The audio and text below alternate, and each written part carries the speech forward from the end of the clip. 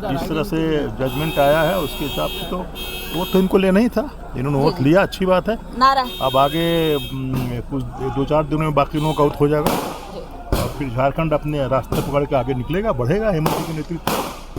तो ये रास्ता बहुमत की सरकार बनेगी और हेमंत सोरेन जी के नेतृत्व में झारखंड प्रगति और समृद्धि के मार्ग को प्रशस्त करेगा। आप मंत्री फिर से बनेंगे ना? अभी तो पार्टी ना बनाएगी। बीजेपी आरोप ले रही है कि कद्दावर जो है टाइगर को जो है आगे करके बीजेपी के पास कोई मुद्दा है, माँ से ज्यादा मौसी को लड़ा रहा है। चलिए शपथ ग्रहण हो गया, हेमंत सोरेन ने दोबारा शपथ लिया, क्या कहिएगा? देखिए, हेमंत सोरेन ही नेता थे और वो निश्चित तौर पे आज के दिन में मैं कह सकता हूँ कि जो कल करो वो आज करो, जो कहावत है उसको पूरा किया, वो इंतजार नहीं किए क्योंकि सरकार को वैक्यूम में रखने की कोई ज़रूरत नहीं है थी। तो वो नेता थे, नेता है, वही अगुआ है, वही आगे लड़ाई लड़ेंगे क्योंकि भाजपा झारखंड को किसी तरह से लूटना चाहती है। लेकिन बीजेपी चारों तरफ आरोप लगा रही है, उनका कहना है कि टाइगर को अलग कर दिया गया है। यहाँ टाइगर ही रहता है, वो अलग नहीं है। चंपई सोरेन का एक अपना व्यक्तित्व रहा है शुरू से और उन्होंने एक अच्छा काम भी किया, लेकिन लीडर जो है वो हेमंत सोरेन है और ये टाइगर भी जानते हैं और ये झारखंड भी जानते हैं। लेकिन एक परिवारवाद का आरोप तो लग रहा है कि परिवार से बाहर नहीं सत्ता देना चाहती है। सर आगे देखिए, सब लोग नीचे कर लीजिए। पैदा नहीं हुआ था, ये ऐसा परिवार है। शिबू सोरेन हमारे साथ 74 में जेल में थे और शिबू सोरेन पूरे जीवन लड़ी और आज भी झारखंडियों का फ्लेवर का अगर सरकार किसी ने राहत बनने के बाद दिया तो वो हेमंत सोरेन ने दिया, ये आपको मानना पड़ेगा। इसीलिए क्योंकि और दूसरी सरकारें जो बनी वो झारखंड के लिए नहीं। गठबंधन की सरकार है लेकिन एक ही मुख्यमंत्री ने शपथ लिया। मुख्यमंत्री ने शपथ लिया क्योंकि कुछ टेक्निकल इश्यूज थे। आप जानते हैं कि 5 तारीख के बाद 6 महीने का एक जो है वो वक्त हो जाता है और कहावत कहा ना हमने कि जो कल करो वो आज करो और अभी करो, किया। तो बाकी सब मंत्री शपथ कब लेंगे? अब वो तय करेंगे, लोग तय करेंगे, उस पर अधिकृत रूप से डेट ग्रहण हो गया, अब क्या होगा आगे? देखिए, जिस तरह से चीज़ें चल रही थी वैसी और स्मूथली चलेगी चीज़ें। बहुत हम लोग भी बहुत संघर्ष से गुजरे हैं, सरकार को बहुत सारी चुनौतियां मिली, उस तरह से हर इंडिविजुअल विधायक भी चुनौतियों से बहुत सामना किए हैं, उनके भी कई चीज़ें प्रभावित हुई हैं। मतलब क्रिएट करते गए, उनके लिए ये मैसेज है। नेता बंधु जी है, बताएंगे। अरे कांग्रेस पार्टी का आप नए सरकार में मंत्री बनने वाले हैं, क्या कहेंगे?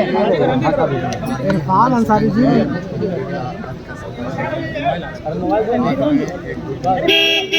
बोलिए क्या कर रहे हैं? इरफान जी बोलिए। जो है उसमें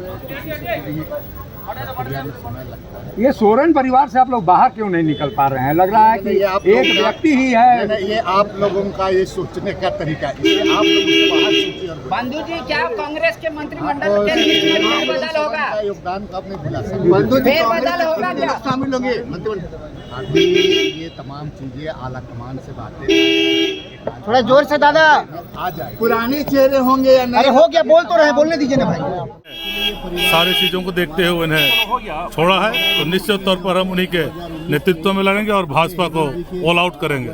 समझते हैं आप ये क्यों नहीं, शुभकामनाएं क्यों नहीं देते, आप छिद्र क्यों ढूंढते हैं, छिद्रान्वेषी क्यों बन रहे हैं?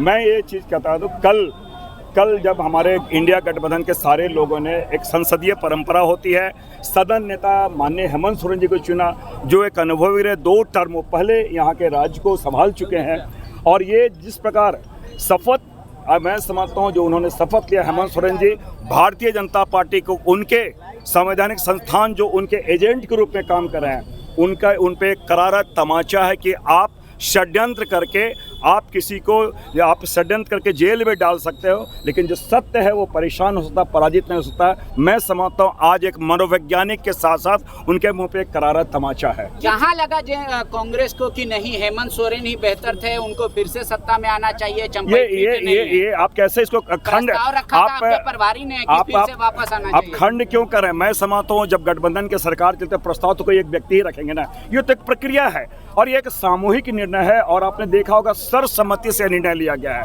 और हमारे चंपईदा ने स्वेच्छा से यहाँ पर त्यागपत्र दिया है। तो मैं समझता हूँ कि सारी जो चीज़ें हैं एक परिवार की तरह परिवार में एका है, समन्वित तरीके से आगामी विधानसभा चुनाव में भारतीय जनता पार्टी के कुत्सित षड्यंत्र वो नाकाम होगी और जिस प्रकार अपने एजेंसियों का जो दुरुपयोग करें, मैं समझता हूँ उनके लिए एक करारा तमाचा है। बीजेपी कह रही है लेकिन सोरेन परिवार के अलावा भी आदिवासी रहते हैं, लेकिन ना ये बात जेएमएम को पता है और ना कांग्रेस इस बात को मानती है। तो आप इस प्रकार अगर खंडों में बांटेंगे, कल पता चला गोत्र में बांटेंगे, ये कहीं ना कहीं भारतीय जनता पार्टी ये अपने को हारा हुआ महसूस कर और इस तरह की चीज़ें वो प्रोजेक्ट करी है कि लेकिन हम लोग काफ़ी मजबूत हैं और इस प्रकार की जो चीज़ें आ रही है, हमारे जनादेश जो मिला था, हेमंत सोरेन जी के नाम पे जनादेश मिला था, अगर पुनः उसे मैं समझता हूँ अगर ये निर्णय लिया गया तो ये तो अच्छी बात है, स्वागत योग्य कदम है। आखिरी सवाल, मंत्रिमंडल का विस्तार कब तक? ये तो सारी चीज़ें भाई, ये तो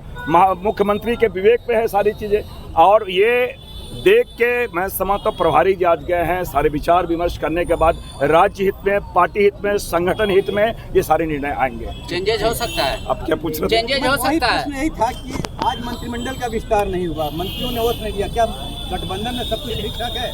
आपने आपको ऐसा कहाँ से प्रतीत हो रहा है कि गठबंधन में कहीं दरार है? नहीं, चीजें मैं समझता हूँ। एक बात बताऊं, एक ट्विटर में बड़ी चीज़ें उक्ति चली थी, पवन खेरा जी ने कहा था कि जब इतने खर्च करके इतने अच्छे संसद भवन बनाए तो ढंग का तो स्पीकर बैठा है, वहाँ पर क्वालिटी का स्पीकर होना चाहिए। तो हम लोग भी उन चीज़ों को देखते हैं कि सारी चीज़ों को सूक्ष्म से सूक्ष्म तरीके से सामाजिक समीकरण है, प्रतिनिधित्व है और आगामी चुनाव के मद्देनजर और सांगठनिक दृष्टिकोण से परफॉर्मेंस देखते हुए मंत्रिमंडल का विस्तार होगा, बहुत जल्द होगा।